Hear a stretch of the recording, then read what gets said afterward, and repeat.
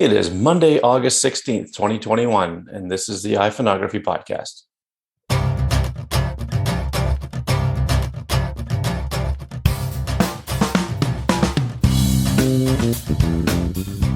Hi, everyone. My name is Greg McMillan. This is episode 41 of the iPhoneography Podcast, and I'm here with my cool and wonderful blue striped shirt again, co-host, Dave Podner.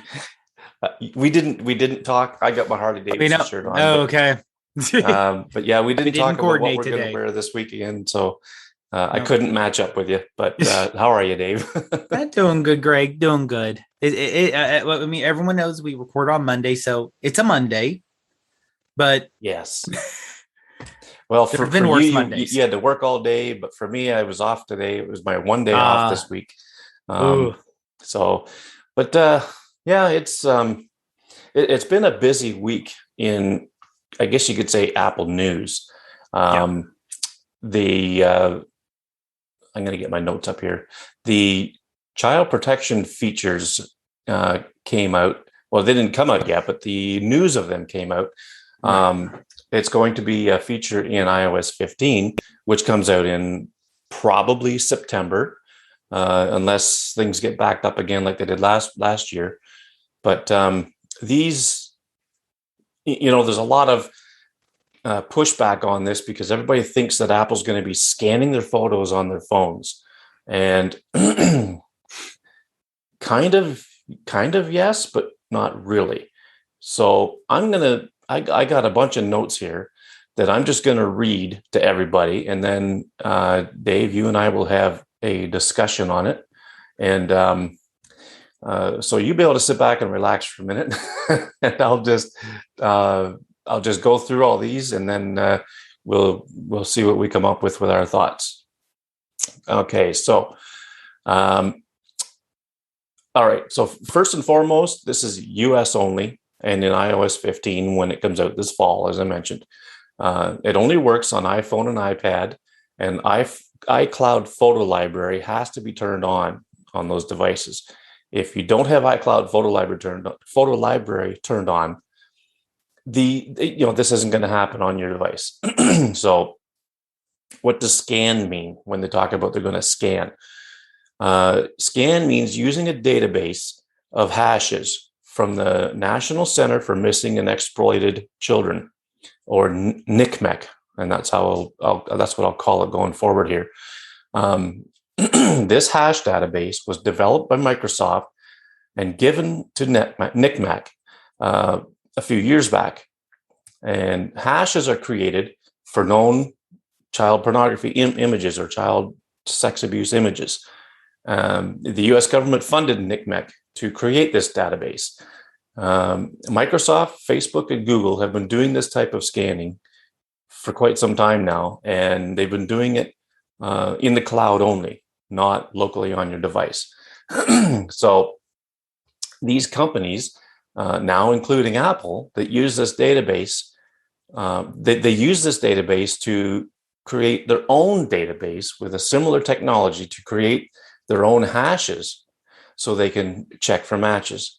Okay, so what is a hash? A hash is a series of numbers, and I might, I'm going to get to this in more detail. It's basically a series of numbers that attaches or identifies an image. Okay, so I'm getting ahead of myself. So Apple's going to do this in three ways. Now, I should also say, okay, I got this information from a few different places. One was MacBreak Weekly. They talked about it with Leo Laporte, Renee Ritchie, Andy Ihnatko, and Alex Lindsay. It's a show that I watch regularly. And another source that all this stuff that I got was right from their own website, Apple's website, and I'm going to have a link to that in the show notes. Another source was from a video interview with Craig Federighi with Joanna Stern from the Wall Street Journal, and I'll put a link to that interview in the show notes as well.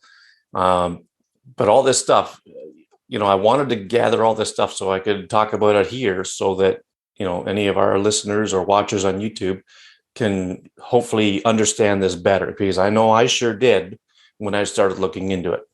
So, okay, and I'll continue here. Now, Apple does this in three ways. When an image goes to iCloud Photos, part of that process of taking that image from your phone to iCloud Photos is a neural hash is performed on the image, and that neural hash is compared to the known child sex abuse material, or CSAM, hash database on your device. So I don't know, I didn't hear how it's going to get to your device, but obviously it's going to get loaded onto your device somehow, whether it's through the iOS 15 install or what. But there will be a CSAM database loaded onto your device. And a neural hash is a cryptographic code, or a string of numbers that identify the characteristics of an image. So neither Apple nor your phone will know if a match has been made once you take a photo and try to upload it to iCloud Photo Library. The image and its neural hash are contained in a safety voucher, and now that excuse me, all that is sent to iCloud, to your photo library. Once in iCloud, the safety vouchers are referenced against the NCMEC database, and only if a threshold of images are shown as matches, and the account then the account is flagged, and a human moderator steps in to review the safety vouchers to see if they actually do contain illegal images.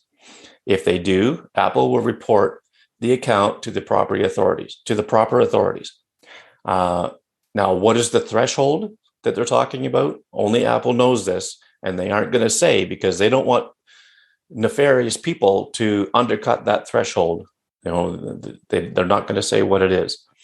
So, okay, so there's been talk online about Apple coming into our devices, or onto our devices, without our consent, which is a big misunderstanding. This is merely part of the process of storing something in the cloud.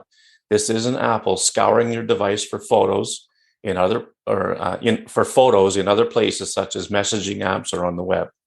Apple wants to do something to help with the fight against child sex abuse, but wouldn't do it if it meant scanning all of your customers' data.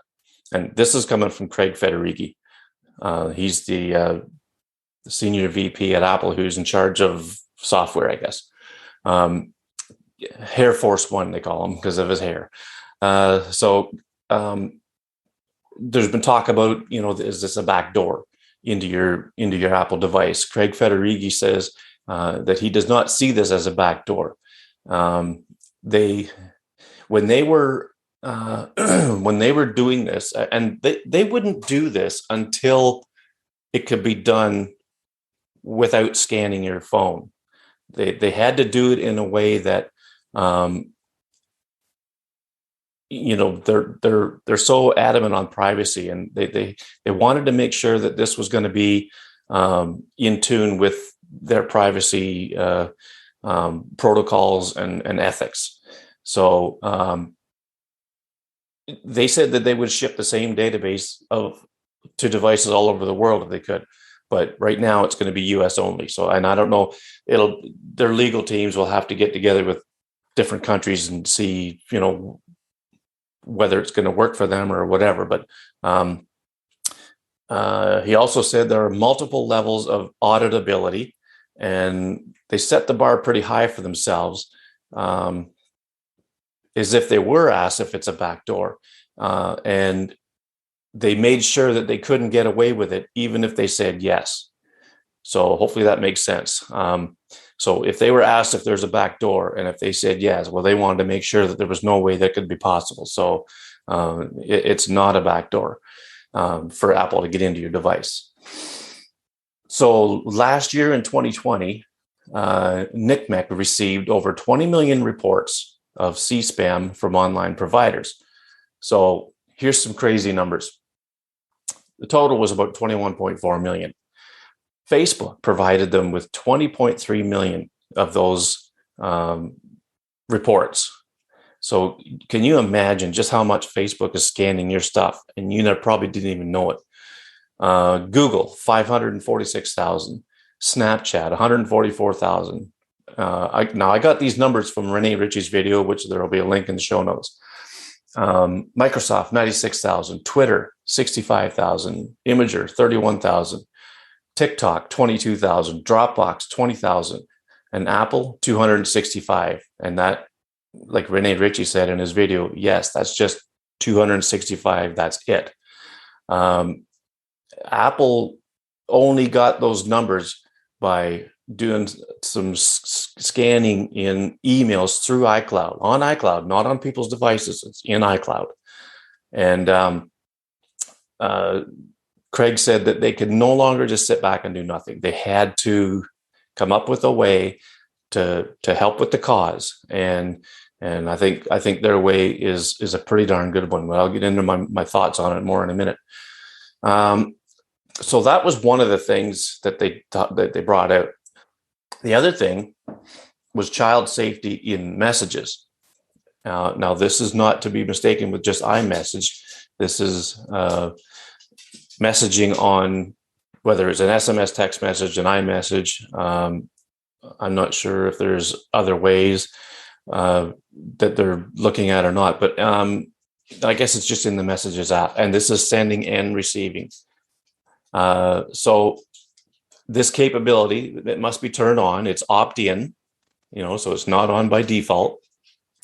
And so if an iPhone or iPad is registered, or the account is set up for a child 12 and under, that's where this will work. Okay, so if a child's iPhone gets a message that contains a photo, and that photo could potentially be of pornographic content, it is blurred out and accompanied by a message that the content could be unsafe. That's what you'll see in the messaging thread, or that's what the child will see. That detection happened on device with local processing. No person was involved. This can be in messages, in iMessages or SMS text messages. The child could ignore it, or if they decide to pursue looking at it, they get a big pop-up page that comes up with a warning that could be unsafe or harmful if they tapped on it to look at this message. So, like I said, if the child is 12 and under, and they continue to with wanting to see it, they'll get another message that says their parents will be notified about it, and the parents have to have this type of notification turned on too. This is completely on device using machine learning, and it can be fooled, but it's not that easy apparently. Now that's as far as I got with my notes, but so this child safety in messages is basically, it's a separate thing from the iCloud photo library thing. It's completely on device. It's machine learning. If I guess if it could be fooled, it could be possibly fooled by, a picture of a child in a bathtub or something. Maybe, I don't know. I mean, I shouldn't even go on about it because I don't know 100%. But most of my concentration was on the iCloud photo library thing because, and that's why we're talking about it on this program, because we talk about iPhoneography, and part of that is your camera roll, your pictures that you've taken, and I just think it's an important thing to talk about this whole child protection thing.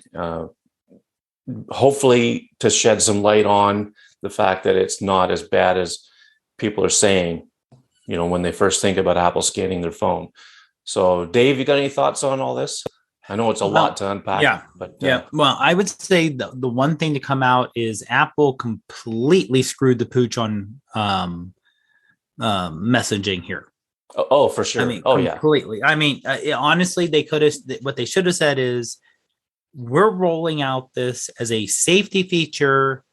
Facebook, Google have already, and I don't know if I mentioned, I hate to say Microsoft being a smaller company, but in terms of photography and image processing, you think of Facebook and Instagram, which is, I know, under Facebook, and Google is your other companies that would handle it, saying Yeah. they do it and we're, because of whatever reason, and it may be out of the goodness of their heart, but Apple's a giant corporation. It also could be, hey, we hear they're starting that various governments, especially the US government, is maybe starting to require certain things, because that's always when you hear privacy, in terms of government and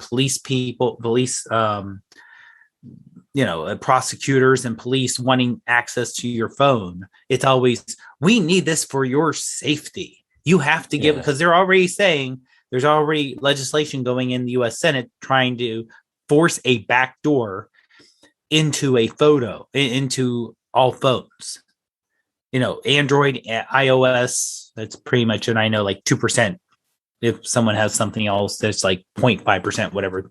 But saying we're going to force. So this is kind of Apple saying, hey, look, if you're worried about child pornography to protect the children, we have this feature here. So we don't have to have a backdoor, because the minute you have a backdoor to law enforcement, everyone's got a backdoor.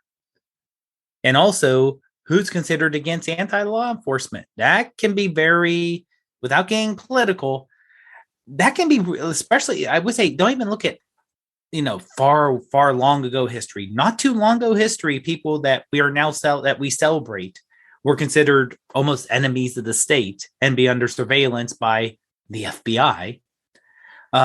So it wouldn't switch. It doesn't take that hard to switch, to go from, hey, this person's against us, we have to surveil their phone, they're going to use this, to, oh, they were actually a really good person, we should have been on their side the whole time. So the whole, well, you're not doing anything wrong, what's the big deal? That's and also, if government have a backdoor, criminals have a backdoor, and other hackers have a backdoor. So I can see Apple doing this first. Yes, it needs to be done, but also as a hedge against this.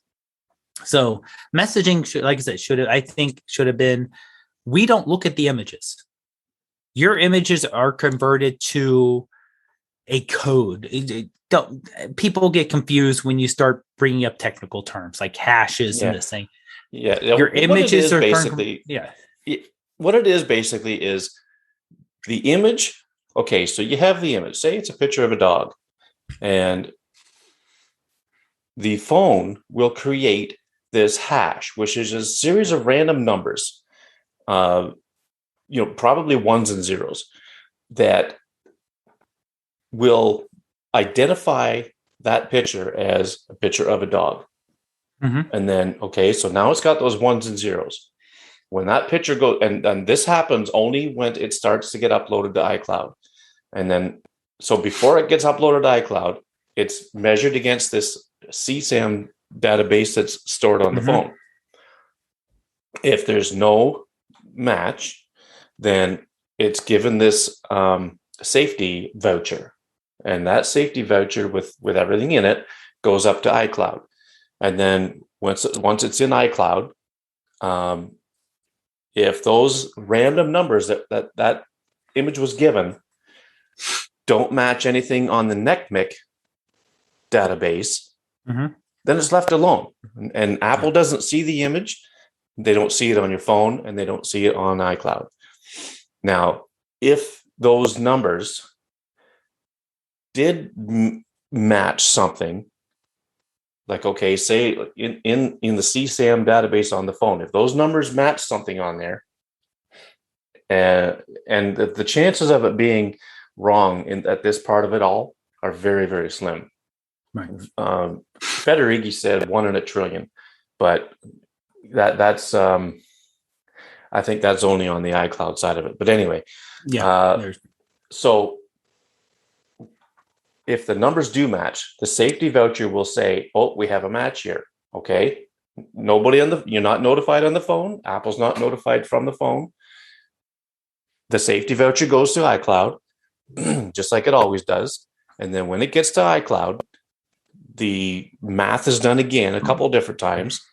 And then when the safety voucher is flagged as a match, it sits there. And if the number of matches goes beyond the threshold, like, okay, let's just say, for example, 30 images get flagged as matches. Say, for example, their threshold is 25.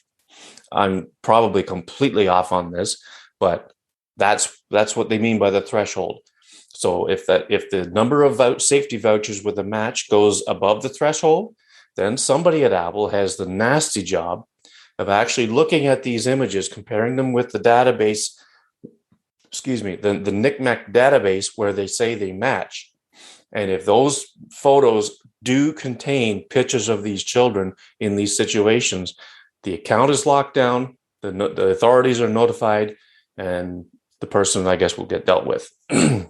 That's the best way I could describe it in layman's terms. Now, I think because when you see cases, and luckily they're rare, but you hear cases of people who are arrested with child pornography. Mm-hmm. It isn't 2 or 3 images. Normally you hear they have a hard drive with 2,000 images or something like that. It not only does it turn your stomach, but right. These are not the smartest criminals in the world. And I really, and I know Apple, for the first time, because it probably will happen, that whoever is the first person or first few people who get caught up in this, Apple will go above and beyond to make sure and double check that this is not a false positive or false negative. Yeah, absolutely. Yeah, they're because they and don't that's want why someone there's a human interaction. Yeah, right. Now they also, because I know people that I follow who I went to school with who do artsy nude photos of adults. Not pornography, but they're nudes, and they can be people in their 20s. So I'm sure Apple is going to be extra sure that something like, oh, here's a model who's 25 who happens to be a nude model. Okay.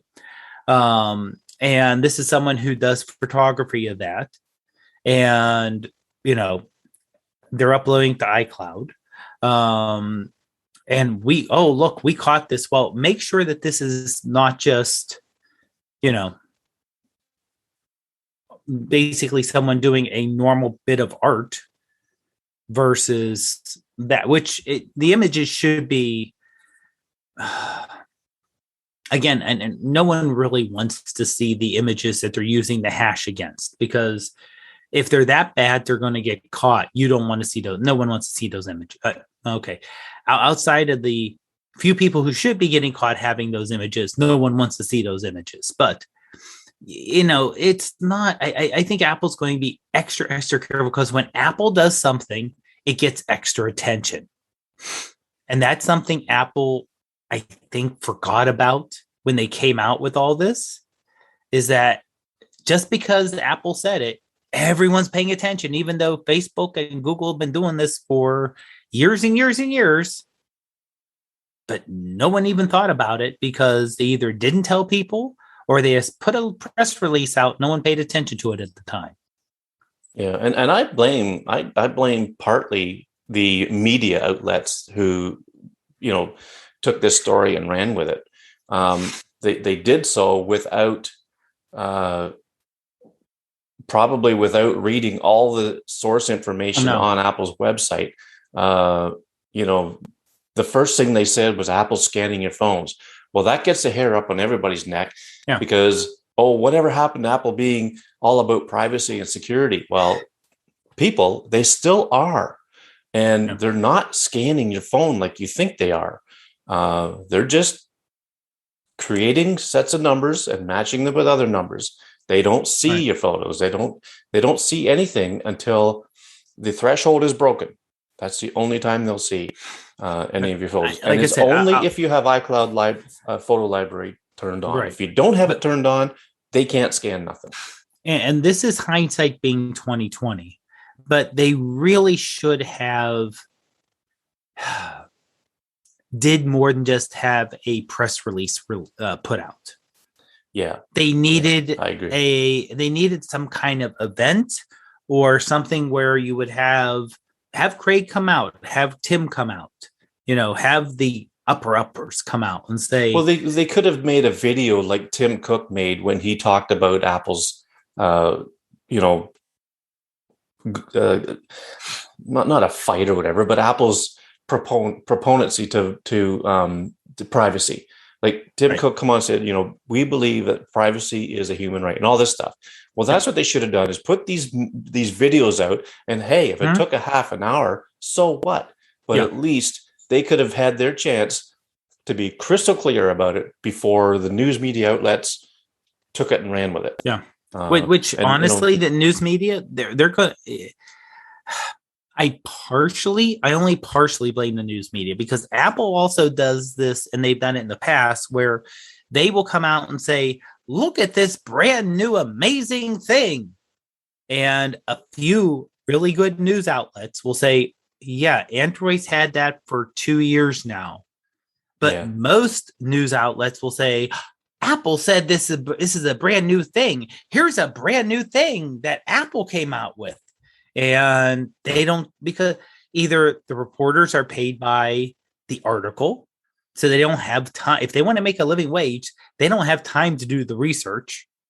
Someone yeah, like Rene Ritchie, who, his thing is privately funded, where he can put a video out a day, but he goes into great details and he can actually do all the back work. Same thing with like for Mac Break Weekly, like Andy Anako, or Alex Lindsay.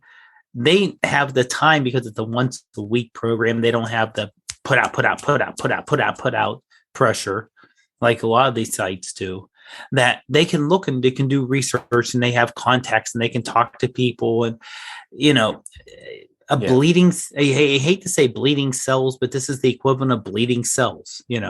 If you're somewhere and you have 10 articles a day, well, this can make up 3 or 4 articles and you can pump it out and you can make screaming headlines. But Apple also uses this to their advantage when they're coming out with a new feature that isn't really in a month. When the new iPhone is introduced and they come out with promotion for the iPhone for 120 hertz, and they're going to talk about how it's buttery smooth and it's the highest refresh rate of any iPhone. And yeah, some Android phones have had it for the last year, but no yeah, one will do the extra work. And Apple uses that to their advantage. So yeah, they have to this is them kind of biting themselves in the butt because of what they've used with the gullible news media. Well, this is gullible news media biting them in the butt because they're not doing the work and the research like they used to, and they don't control as much as they used to.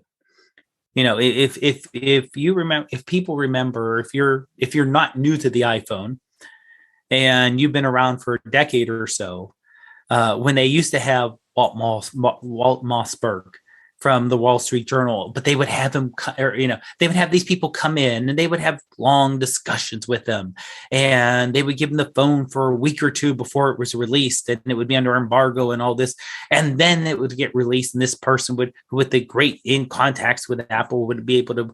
Now it's any idiot who can splurt anything out on Twitter and retweet something and get something from a website where it's questionable, but if you can get enough of an outrage, you can do it. Apple's used yeah, it in both ways. So in my mind, this is partially Apple not knowing. They're not going to someone and say, by the way, here's what we're going to come out with. What do you think the public reaction will be? yeah, And they didn't yeah. do that. Now, And I think they should have rolled it out in pieces too. Like they rolled everything out together with yeah, the iCloud photo library thing and the safety and the messages thing. And I think they probably they could are have rolled them separate. out Yeah. separately because people got thinking that they're scanning your iMessage or Yeah. your Messages app, which they're not doing. No. So so I just thought it was an important thing for us to talk about on this Yeah. this show, because it is all about iPhoneography and I mean, okay, I'm going to give Apple and the media both 50% blame on this whole thing. because I think it's really big that Apple should have, like you said, put out videos or something announcing it, and the media should have waited till they got the facts right before they took off with it. So 50-50 there. And I wanted to be one of these ones who got as much information as I could gather over the last 24 hours. And excuse me. And I wanted to try to get the truth out there about this whole thing. And hopefully we've done that. So any final thoughts on it, Dave? No, not really. Just that, like I said, it's and the kind of the rule of thumb is before you run off and panic, because that's the default that I don't know if international and non-US listeners have had the barrage of issues that US people have had for the last, let's say, 5 years or so. Making that time up for no particular reason at all, 5 years, but just seeing something out there and then taking the time to not take it at face value from either Apple or someone else, and taking the time to actually, like I said, I don't have the technical background to do the research, but you can actually see multiple people come out and say, and I've heard like on Daily Tech News Show, they're like, yeah, there is a chance that you're going to have issues with this, and this is probably not going to run as smoothly as Apple think. And here are the issues, very level, reasoned discussion about it. And that's what you want to look for. Yeah. So here's the webpage on apple.com/child-safety.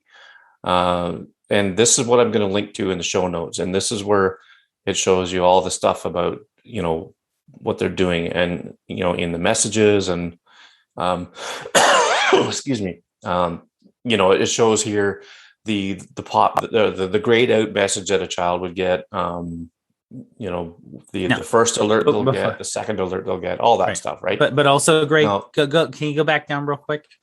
Because there's text at the very bottom. It says, this feature is set up for accounts as families in iCloud. So you have to set it up as a family setting in iCloud. Yes, because the parent is going to get notified, right? Right. So if you're like, I'm not set up for families for iCloud. I have my own iCloud thing. Ruth has her own.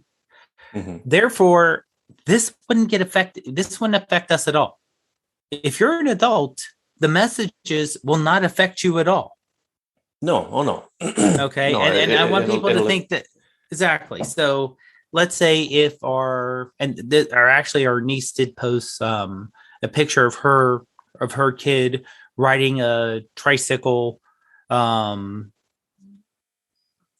natural. The kid's like 2 years old, 3 years old. So, you see a lot of pictures of little kids out there just, all open to the wind per se on their bike, completely innocent. Okay. Now, our niece is 30. We're older. If she decided to text this to us, this still would not be caught up. No. So, this is some of the messaging because it only happens on a phone. It only happens with a phone where the account on the phone says that the person is 12 years old and younger. Right. That's it. So that is, like I said, but having this come out as the CSAM detection at the same time. Yeah. You're mixing message. And again, one thing Apple traditionally is really good at is getting their message across. And this time they did not do a good job with getting this across. They screwed up big time. Yeah. Yeah. So, further down at the, if you're going to look at this webpage, definitely go to the bottom, because down at the bottom here, this is where all the meat in the sandwich is. So for the technology summary, for instance, for the expanded protections for children, this is where you're going to see stuff where they actually show you graphs and things like that. Like, okay, like this one here, for instance, this is Okay, so the CSAM database gets loaded onto the phone. So you got the list of image hashes from CSAM. Then you got your photos. And then do they match? And then that goes into a safety voucher. At this point, nobody knows if it's a match or not. And then it goes up to iCloud, because this is happening on the way to iCloud. So then now the photo with the safety voucher goes up to your iCloud photo library. And then right here it says the threshold not reached, no content visible. The threshold is reached, all content visible and unlocked, because if you get enough of them, then it gets reviewed by Apple. That's the time when the threshold gets reached. If the number of safety vouchers show that there's a match, and if that threshold is reached, then somebody at Apple has a nasty job of looking at the stuff and actually doing a report and sending it to NCMEC. That's how it works. So I mean, these are. Oh, and here's another one. Okay, this is a really good illustration here.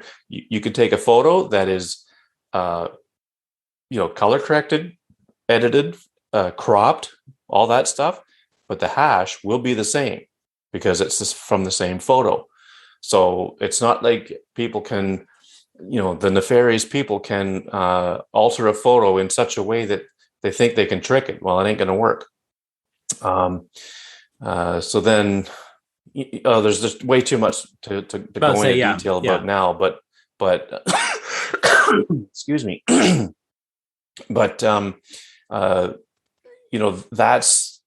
that's the meat and potatoes behind how this works. And it's a really good read. Even if you don't understand it, it's worth looking at, because their visual slides that they put in there will help you to understand it a little bit more. But not only that, go ahead. I was saying, and more than likely, if you're listening to this podcast, your friends and family are probably coming to you with questions because you're known as the iPhone photography person. Yeah. Oh, yes, you're the one who takes you take some great photos. I've heard about this about Apple. Do you know anything about it? And if you can be someone who, like I said, we're not saying go out there and be Apple evangelist. Don't do that. But if you can come and say, here's what I've read, here's what I understand, and here's what's going on, be a source of information that is a good source of information. Yeah. And, like I said. And by all means, Dave, you and I are not professors. We are not specialists in any of this stuff. No. But we just want to get the truth out there behind, behind what's happening with it. So, and you're right. I mean, I don't know, like you, I have people in my family coming to me, and, my daughter-in-law just finally got an iPhone. But, she sells candles and stuff, and she says it's fantastic for taking pictures of what she's doing, right? And I've noticed pretty significant difference in the quality of pictures from her old Android phone. Not slamming Android, but we love everybody. She's quite happy with it. My son has had an iPhone for years, and he's been trying to tell her, look, get an iPhone, be a blue bubble. But so, all right, so that's it for that. I just hope and pray that we got a positive message across about this whole thing, and that it's not as bad as people think. So moving on now. There's a new photo sharing app in town. And when I say in town, I mean globally, obviously. But of course, now everybody knows that Instagram has been very upfront about the fact that they're not that concerned about being a photo sharing app anymore. It's all about video with them, with the reels, and they want to take on TikTok and whatever else is out there. So it's got a lot of photographers kind of up in arms about, okay, well, if Instagram really goes south as far as photo sharing goes, what are we going to do? Where are we going to go? And there's a couple of players that have come into the game over the last few weeks. One of them is Gala. I lightly touched on them. I think it was in the episode where we talked about the community aspect of mobile photography, right? I didn't go on too much about it because they're fairly new. It's a small team of, I think, only 2 guys working on the development, and it's a little buggy right now, but it's coming, and it looks like it holds some promise. But the other one is Glass, and GLASS, Glass, and it's now one of the developers did work at Facebook, and I only say that to say that he's got some pretty good clout with his coding knowledge, I would say. But there is no algorithms in Glass. There's no ads. Now I'm going to share my screen again and show you their website. It's all about the photography. Okay, that's all they care about is the photography. And the community aspect of it. So it's for professionals and amateurs alike, they say. This shows you the interface on the right here. Very, very photo-centric. You don't even see who the photo is from, right, until you swipe to the right a little bit, and it'll expose who took the photo. Distraction-free, home for photographers. So when you click on an image or tap on an image, it shows you who took the photo. It shows you the EXIF data.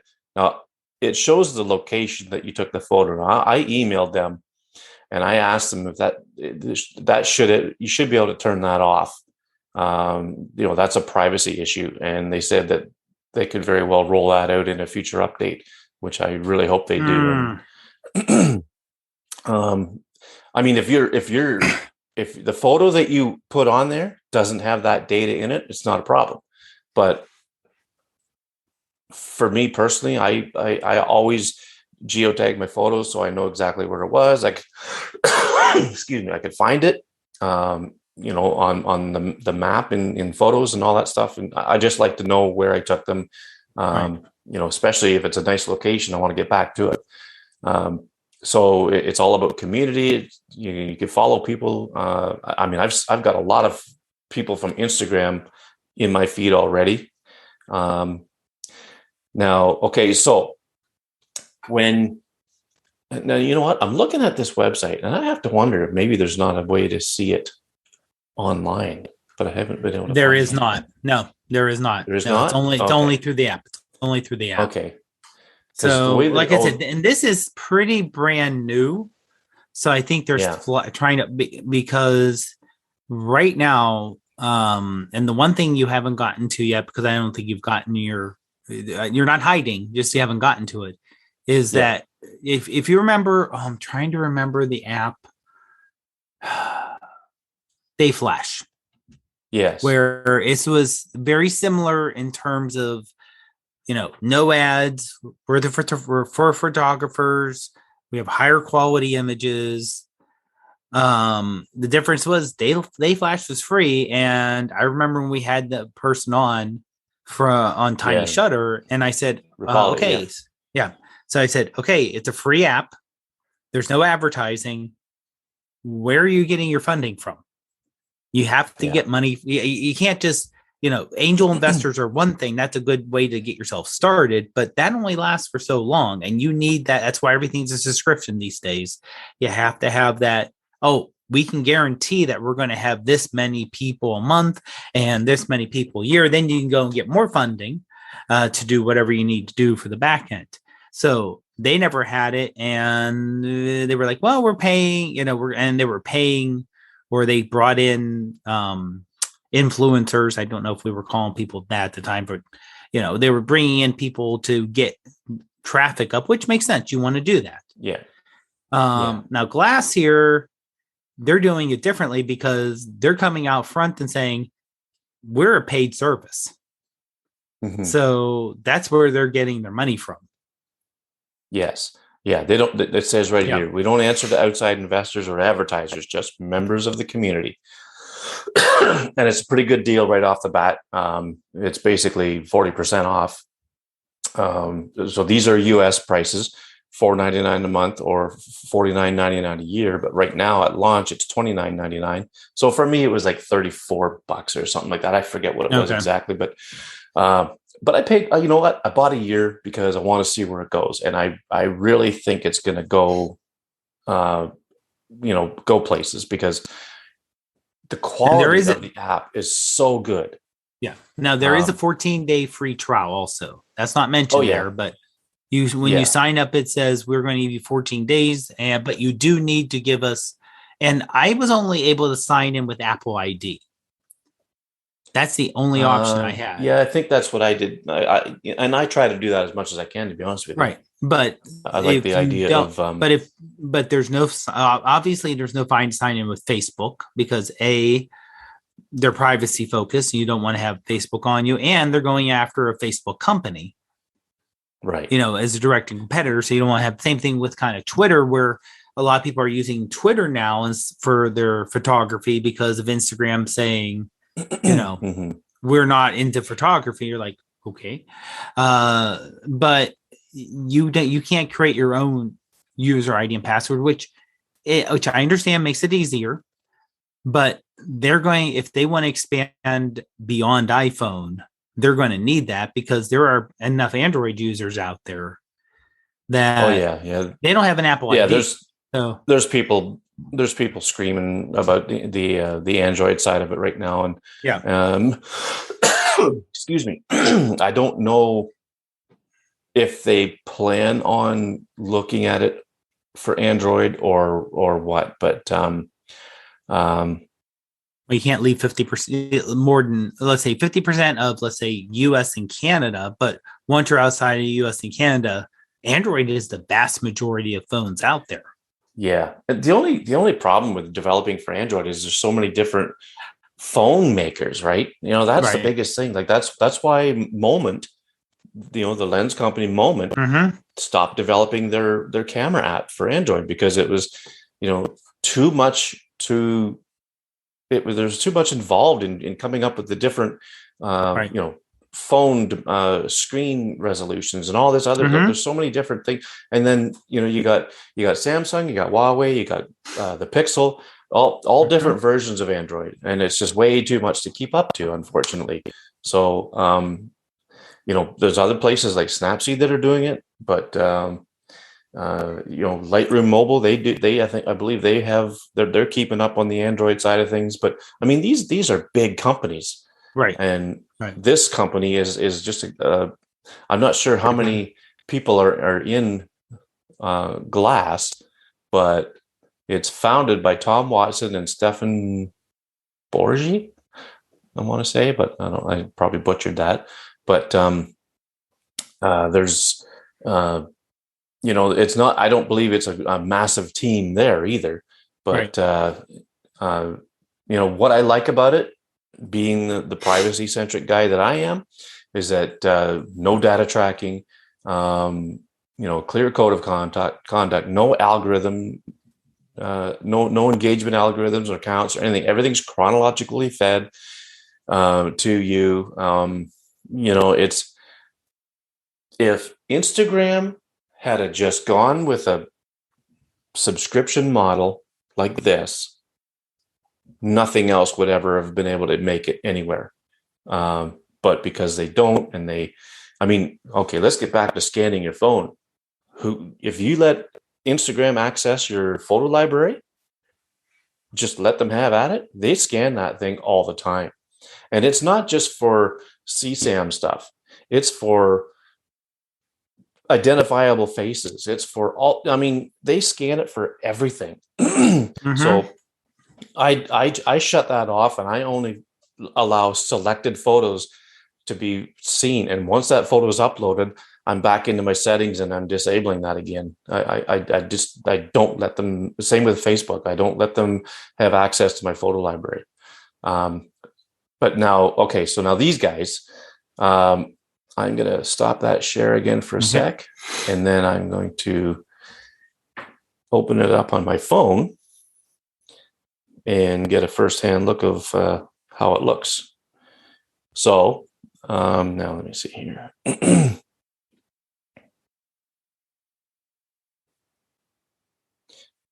Also, while you're doing that, since it is, and most people will not do the yearly plan. They will do the monthly plan because people don't like to put out big amounts at once. They rather put out smaller amounts even. But at $5 a month, I don't see this as becoming an Instagram competitor or replacement for most people. It probably won't, because I mean, excuse me, Instagram has so many users. Right. But right. even if this, like, what I'm seeing for me personally is a lot of iPhone shooters are coming on here. And that's where I gravitate to on a social platform. I do follow photographers that do, traditional photography for sure, because they're damn good.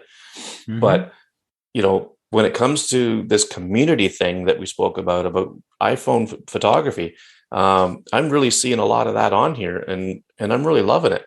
And if you know what, I don't care if it doesn't get as big as Instagram. If I really, really enjoy it, I'm going to keep paying for it after this first year. Okay, I'm going to get back to where I started from real quick, just so I don't bore everybody again. This is the main feed, pictures.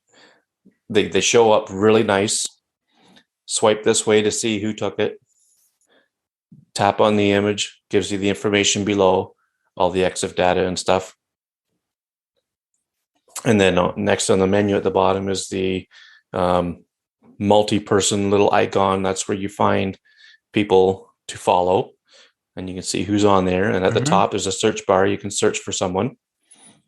And then now that's only a search, and I'll let everyone know, because I tried doing a search for a location or an event, and this is searching sheerly for a person. Yeah. Oh, yeah. Yeah. So I think their name. I think we've all gotten used to, between Facebook and Instagram and Twitter, hashtag for items. There's no hashtags here. No, that's right. Everything's just by name on the search field. Right. Okay. So then go to your profile, and then now there's the YouTubers can see my username just at Greg, and usernames are all lowercase. That was something they clarified in their last update. But you can put your name, display your name, of course, but your username, the @ and then the username can only be lowercase. So then, there's my feed. It shows same things. Swipe to the right a little bit to see what the title of the image is or whatever. Tap on the image, shows you the data at the bottom, and you can comment on the images. And then in notification, that shows you who's following you. And here's our pal Mark. He is at Sadowski Photography on Glass, and these are the night pictures that he took. And for those listening, oh, excuse me, I got a tickle in my throat. My favorite one is one of it looks like a pier or a walkway, maybe along a harbor or something. Let's see, it doesn't say where it is, so he's got the data removed from his photos. But it's at night, and it just shows these street lights along the one side of the walkway with these benches on the other side, and there's a tree there. And just the way he's framed the lights to go around the tree like that. The curve. Oh, yeah. It's so cool. I just love this image. Mark, if you're listening, fantastic.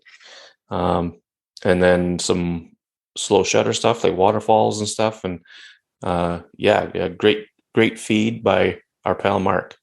And then now if you go to the profile, to the multi-person thing, like the search field for finding people, down in the lower right corner is where you're going to see messages.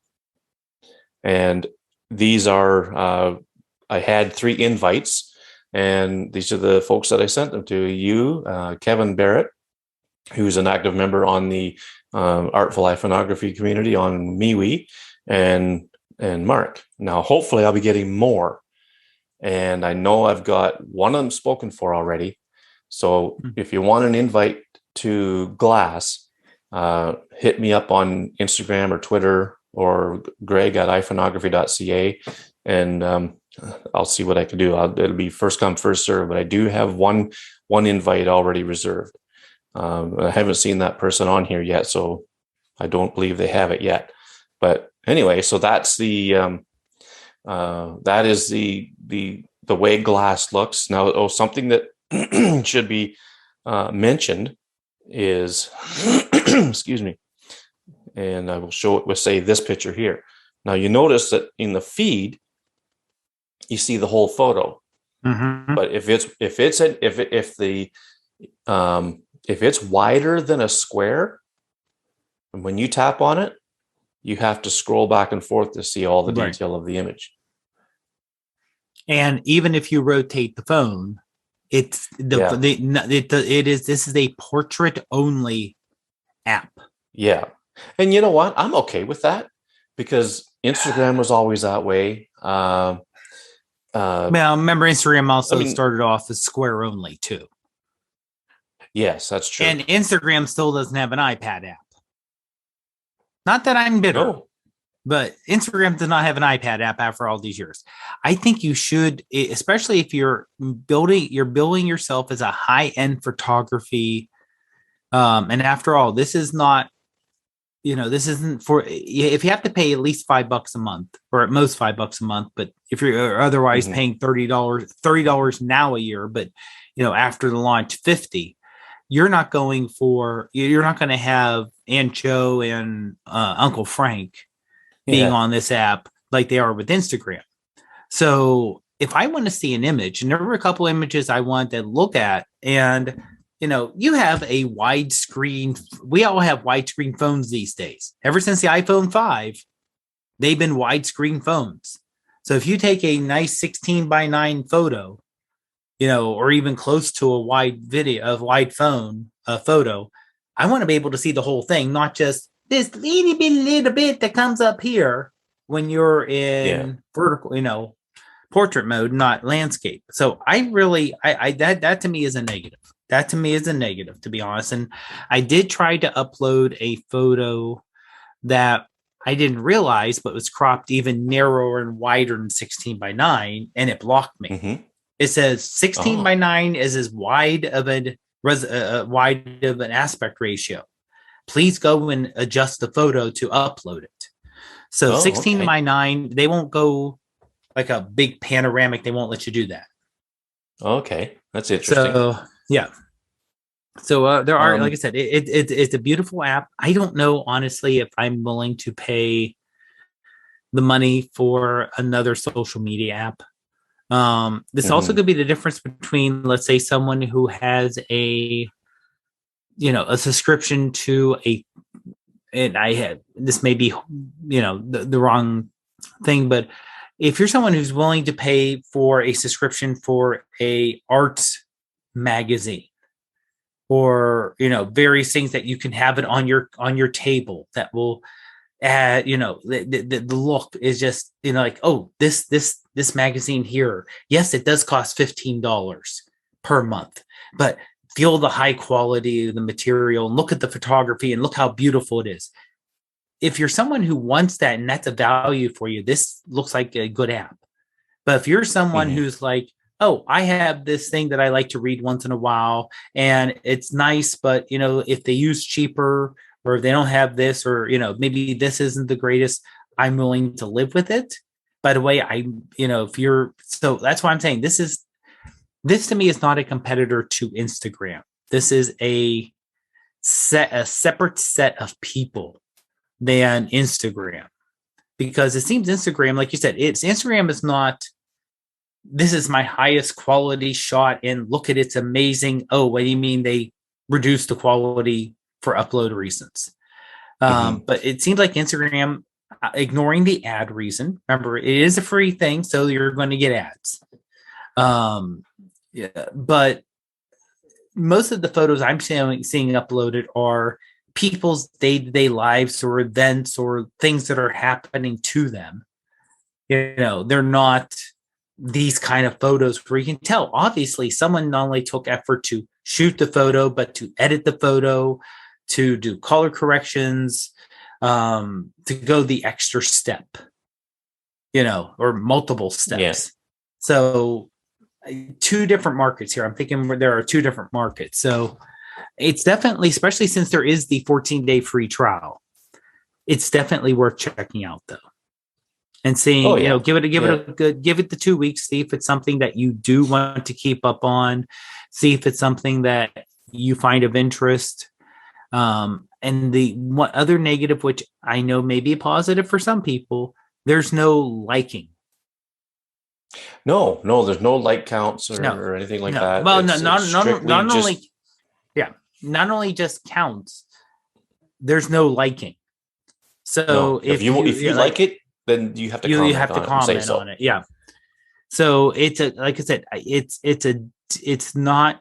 That's why I hopefully people don't say, "Hey, people on Instagram, if you want an alternative, come to Glass," because this is not an Instagram alternative. This is, hey, you're someone who's been familiar with photography. You used to use maybe Flickr because Flickr had higher quality back in the day. And you were used to using Flickr photo albums and that to show off your photos. And you're you're serious on your photography. And you want to be with other serious, either professional or amateur, but serious photographers, not someone who's going to put up 10 photos a day, probably, of an event they went to, but someone who's putting out, these are the photos that we go up for the iPhoneography awards they have. Yeah. This is something like, it's like an online gallery of maybe some of your better images, right? Exactly. And it's for me, okay, I'm only going to speak for me. I'm happy to pay $5 a month or whatever it is for no ads, no data selling, no algorithms, all that stuff, just to see a organic feed of images that people put on. And at first I thought it was so strange not being able to double tap to like an image, right? Yeah. But then I'm sitting there and I'm looking at it and I'm thinking, okay, I can't do that. I can't like this. But you know what? I can comment on this person's image and I can say that I like it. And that can generate a conversation. To me, that's worth it to do. I love being able to, and I've always said in the past, I need to comment more on images. Well, this is now forcing me to do that because it's the only way to let that person know that I really like their photo. And I'm okay with that. I'd gladly pay for it. And if this grows to a point where I'm posting photos here way more than I am on Instagram, I'd be hard pressed to stay on Instagram. Now, mind you, I do like the community aspect on Instagram, but if the photo side of it really takes a dive because of they're pushing this video thing all the time, I don't know. I could probably see myself keeping my accounts on there, but just not posting nearly as much. Very rarely, in fact. Because if the community aspect on Glass becomes what I have a feeling it could, then that could be the place for me to be. So, I think we got ourselves a show. Sounds good. Anything else? Any final thoughts on Glass, or I think we covered it. I think we covered it good. Okay. All right. Well, I hope everybody is okay with how we presented this whole Apple security image thing. I'm not going to go on about it anymore after tonight because it's going to be what it's going to be, and that's all there is to it. Now, Glass, I may, talk about some updates in the future with it. I'm going to be keeping an eye on Gala. Maybe on the next show, I'll do a screen share from Gala. But like I say, it's just a little bit buggy right now, but it's not bad. It's got a nice interface, the whole thing.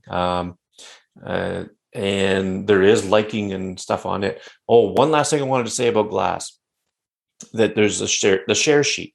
So when you put a photo on Glass, you can share it to Twitter, Facebook, I think, email, text message, all that stuff. You can share, and what it does is I believe it shares a link. So maybe that's in the on the website. What I thought I saw, it was, you could look at it online. Maybe it was a shared post that somebody, you could actually see it. So I'm gonna maybe try that tonight or tomorrow or something like that, and see what it looks like. But I guess, okay, so we're gonna have as many links as we can to all this stuff in the show notes, and show tonight. Tell everybody tell everybody where they can find you, Dave. Yep, you can find me on Instagram, Twitter, as Prof Pod, and on Facebook as Dave Podner Jr. I'm on Glass for now. I can't guarantee I'm going to stay there after the 14-day free trial. I'm trying to give it a fair shake. But I'm also Prof Pod there too. All right. And you can find me on Twitter at McMillan_photo, on Instagram, McMillan Photo, just at Greg on Glass. And I'm in the Tiny Shutter Facebook group on Facebook, the Artful Iconography community on MeWe, and oh gosh, where else? Anyway, about.me/McMillan. That gets me everywhere. Yeah. Safest thing to do. Yeah. Oh, and I wanted to, I meant to say this at the beginning of the show and I forgot.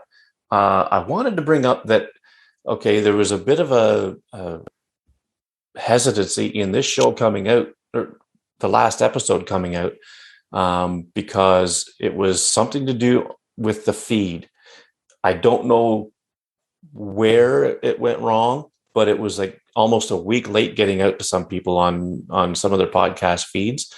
And Anchor, and because they own Spotify now, it was on Anchor and Spotify almost right away, I think.